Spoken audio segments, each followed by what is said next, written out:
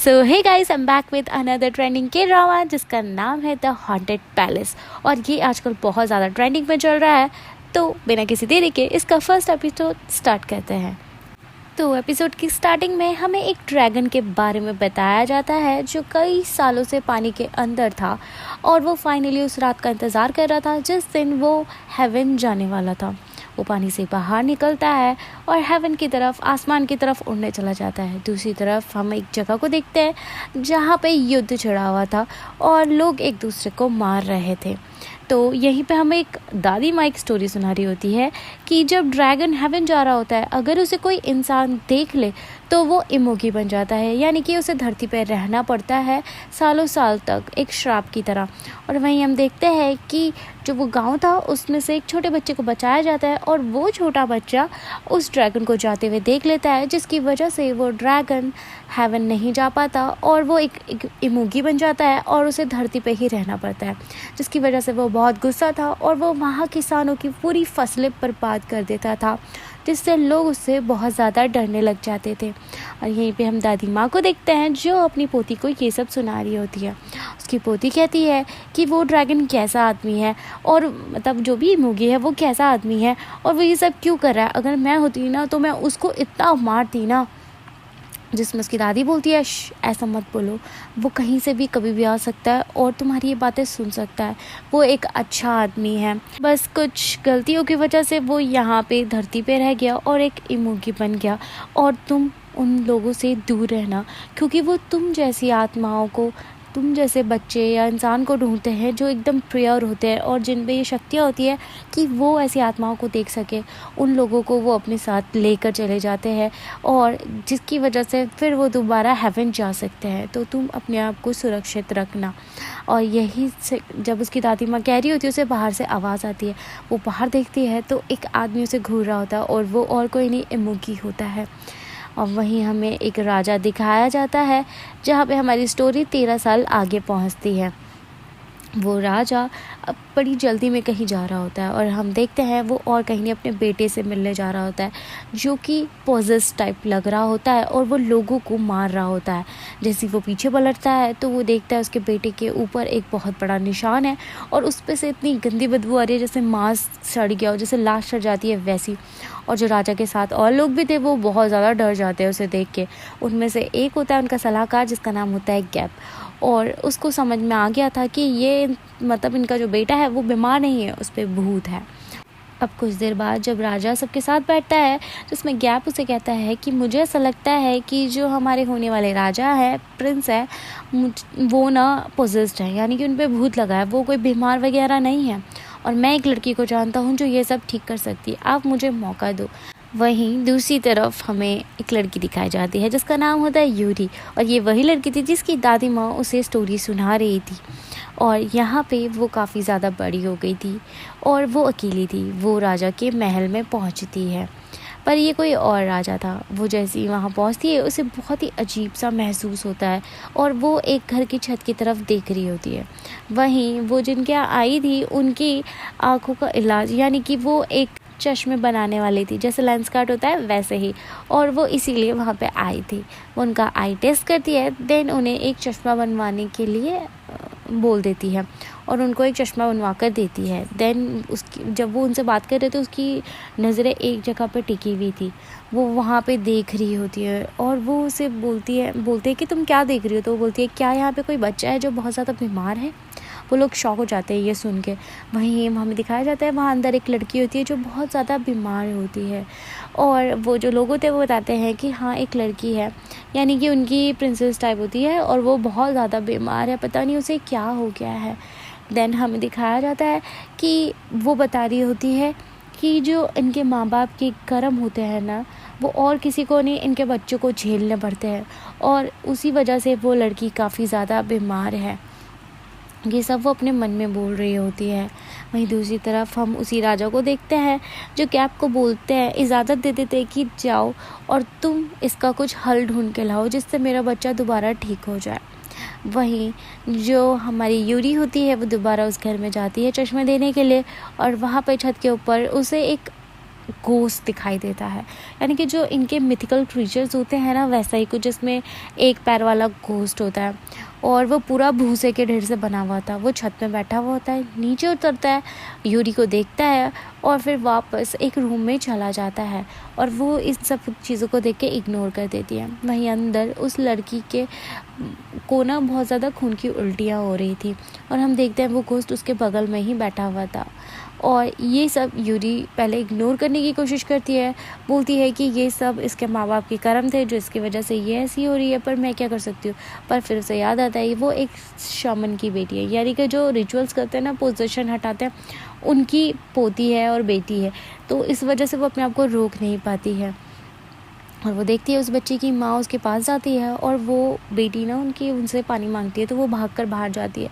तब तक जो वो घोस्ट होता है ना, उसके अंदर घुसने वाला होता है और तभी वहाँ पे यूरी आके उसको पीट देती है स्टिक से और उसको बोलती है, तू यहाँ पे जो भी करना चाहता है वो तू नहीं कर पाएगा, यहाँ से निकल जा। जिसमें वो कहता है कि इसके बाप ने मेरे साथ बहुत बुरा किया, मुझे तड़पा तड़पा के मारा और जो मेरे रिचुअल्स थे वो भी नहीं होने दिए और उसकी वजह से मैं इसकी बेटी को अपने साथ लेके जाऊँगा।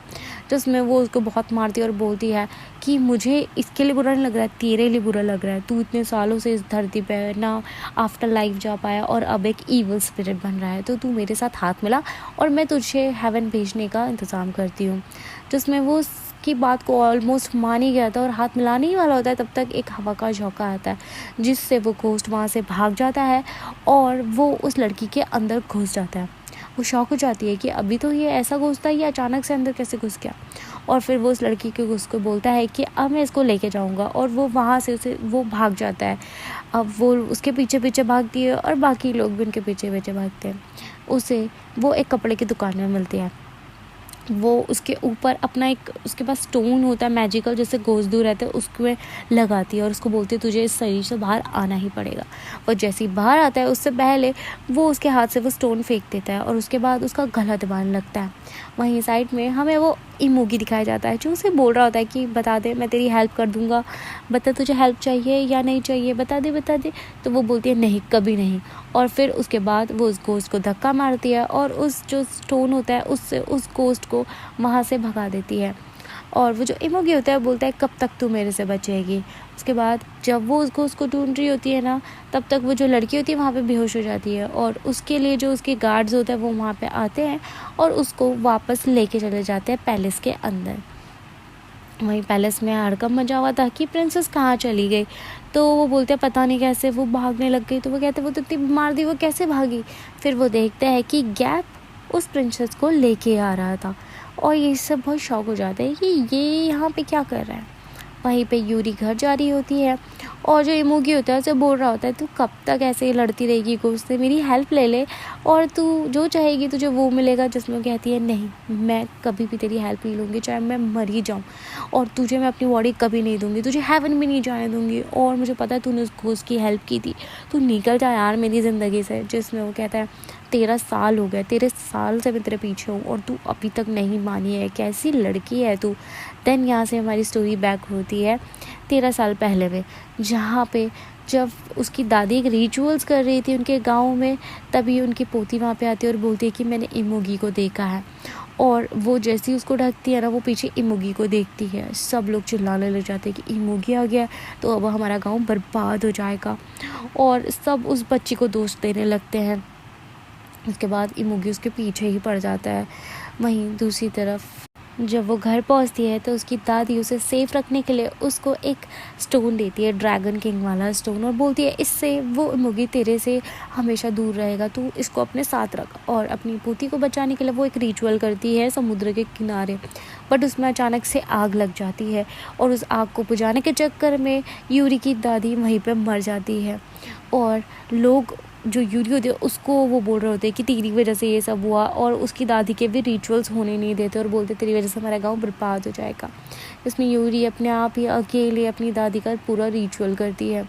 और फिर उसके बाद ड्रैगन वो जो इमोगी होता है वो उसके पास आता है और बोलता है मैंने तुझे पहले कहा था, पहले हाथ में ला लेती तो तेरी दादी जिंदा होती।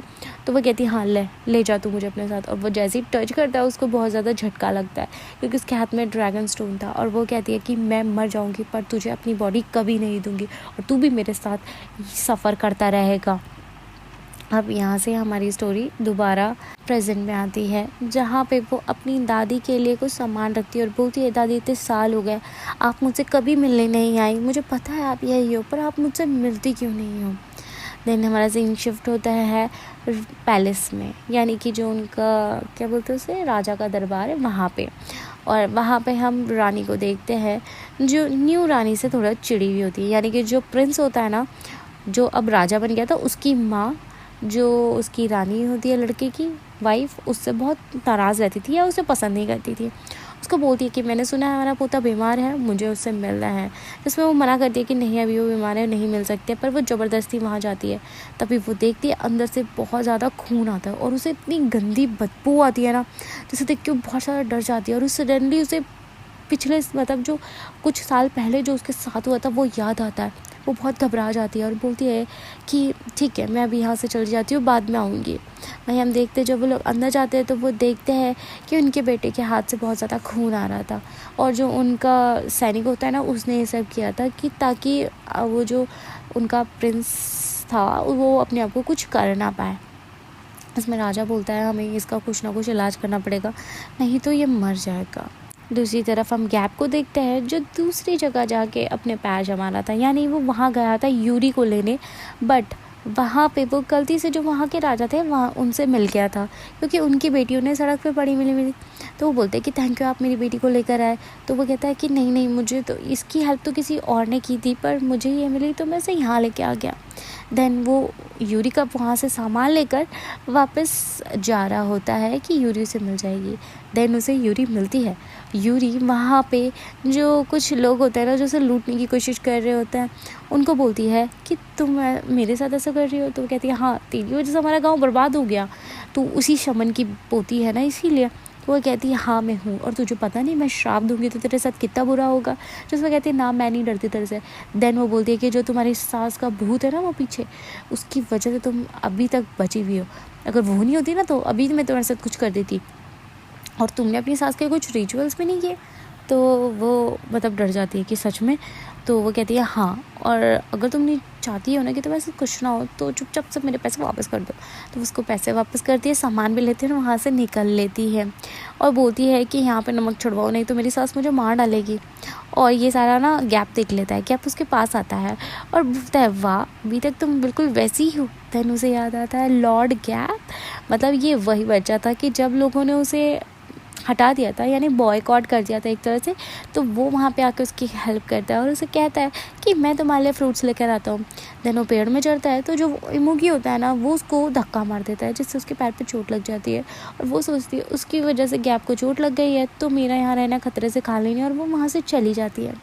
देन गैप बोलता है कि तुम चिंता मत करो, मेरी हल्की सी खरोच लगी थी तो वो अभी तक चिंता कर रही हो। अब यहाँ से इनकी कुछ बातें स्टार्ट होती है पुरानी अपनी, कैसे वो रहा करते थे क्या करते थे। देन वो उसे बोलता है कि मैं राजा की तरफ से आया हूँ और उन्हें चश्मे की ज़रूरत है और तुम सबसे ज़्यादा अच्छी हो इस काम में तो मैं चाहता हूँ कि तुम मेरे साथ चलो। पहले वो नाना बोलती है क्योंकि इमोगी भी पीछे से उसके पीछे लगा हुआ था बोलने में, और फिर बाद में वो हाँ बोल देती है कि हाँ मैं तुम्हारे साथ चलूँगी। अब वो घर जाती है, फिर अपनी दादी से बातें करती है एंड देन नेक्स्ट डे वो वहाँ जाने के लिए तैयार हो जाती है। उसके बाद वो जंगल से जा रहे होते हैं पर वो जंगल में रास्ता भटक चुके होते हैं तो जो गैप था वो नीचे गिर जाता है, उसकी चोट लग जाती है। तो वो कहती है रुको मैं तुम्हारे लिए कुछ लेकर आती हूँ दवाई वगैरह। और फिर उसके बाद इमोगी पे चिल्लाती है कि तेरी वजह से हम भटक गए, क्यों कर रहा है तू ऐसे, जाने देना हमें। पर वो नहीं मानता तो वो वहाँ से जाके कुछ मतलब ऐसे जो जड़ी बूटी होती है वो लेने चल जाती है। वहीं पे गैप के पास कुछ गुंडे पहुँच जाते हैं, मतलब वो दूसरे राज्य के थे और उन्हें पता था गैप कहाँ का है। तो वो उससे पूछते कि तू यहाँ क्या कर रहा है क्या कर रहा है। फिर वो बताने से मना करते हैं और बोलते हैं तेरे जो मन है तू वो कर ले। तो वो वहाँ पे उसे मार डालता है तलवार उसके पेट में घुसा के और वो वहीं पे मर जाता है और बोलता है कि इसकी लाश को ठिकाने लग जाओ। तो वह जैसे ही उसकी लाश को ठिकाने लगा रहे होता है तब तक इमुगी उसके अंदर प्रवेश कर लेता है, यानी कि उसकी बॉडी को पोजेस कर देता है। तो जो वो लोग होते हैं वो डर जाते हैं कि ये तो मर गया था, अचानक से उठ गया, और वो उन लोगों को बहुत ही गंदा मार कर वहाँ से चला जाता है।